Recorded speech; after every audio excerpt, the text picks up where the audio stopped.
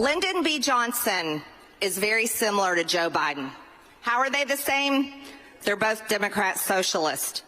Lyndon B. Johnson was the majority leader in the Senate. Does that sound familiar? He was vice president to Kennedy. Joe was vice president to Obama. He was appointed as the president after JFK was assassinated, then he was elected. His big socialist programs were the Great Society. The Great Society were big government programs to address education, medical care, urban problems, rural poverty, transportation, Medicare, Medicaid, food stamps, and welfare, the Office of Economic Opportunity, and big labor and labor unions. Now, LBJ had the Great Society, but Joe Biden had Build Back Better, and he still is working on it. The largest public investment in social infrastructure and environmental programs that is actually finishing what FDR started, that LBJ expanded on, and Joe Biden is attempting to complete. This commercial paid for by the Joe Biden re-election campaign 2024. I was going to say. Oh, my God. Okay, so let's get this straight. Let's get this straight. Yeah. She's talking to a group of people who are angry that Medicare became a program in the United States, that are angry that American colleges have been invested in by the government and have become the greatest institutions of learning on the planet. She is angry that American universities and colleges constantly rank at the very top among the best institutions in the world, and that Medicare,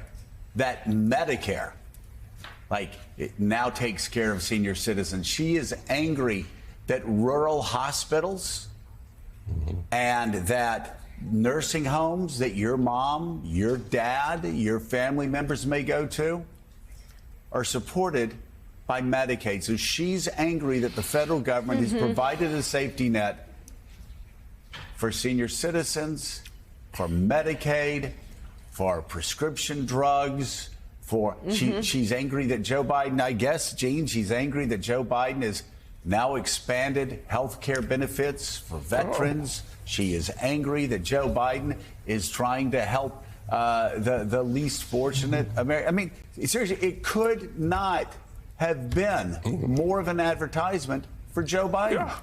Absolutely. It's incredible. She just lists every good thing that's happened in the country, since FDR. I mean, she listed transportation. Apparently, she's angry at the interstate highway system, I guess. I don't know what her beef is. It's really crazy.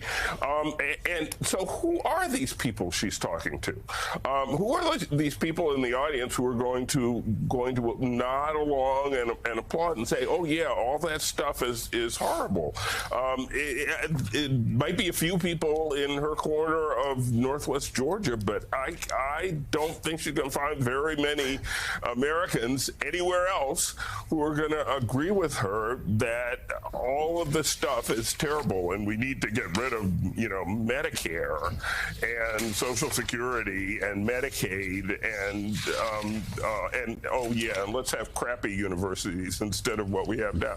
It's just incredible. The woman is really loopy and nuts. Yeah, Willie, I grew up spending summers with my grandmom in Northwest Georgia, and I can tell you, the good people of Northwest Georgia, they like their Medicare. They like the fact that their moms and dads, that their grandmoms, granddads, can go to assisted living facilities as senior citizens when need be, and the government's there to help in the form of Medicaid. They like the fact that rural hospitals in Northwest Georgia get a hell of a lot of funding, from Medicaid, right? There's this idea that Republican politicians love to push, only the others in urban centers get Medicaid. No. Ask your hospital provider in rural America, in Dalton, Georgia, how important Medicaid is for senior citizens, for working Americans in Dalton. And they will tell you, really important. How do I know? Because when I was a member of Congress, like, they sat me down and said, okay, Republican boy, like, let me explain this to you. Senior citizens all over your district depend on Medicaid. They depend on Medicare. They depend on all of these things that, again, she's attacking. And attacking Joe Biden for getting one bipartisan win after another bipartisan win after another bipartisan win. Marjorie Taylor Greene, DNC sleeper agent. That's what that looked like yesterday. I mean, as you said, she's speaking to a group of a few hundred people in that room, right, who share what the beliefs that she espoused there, which I don't think, to your point, she necessarily even believes, because so many of her voters depend on those things. By the way, your former colleagues at the White House, Jen, yesterday took that clip and wrote on Twitter, caught us. President Biden is working to make life easier for hardworking families.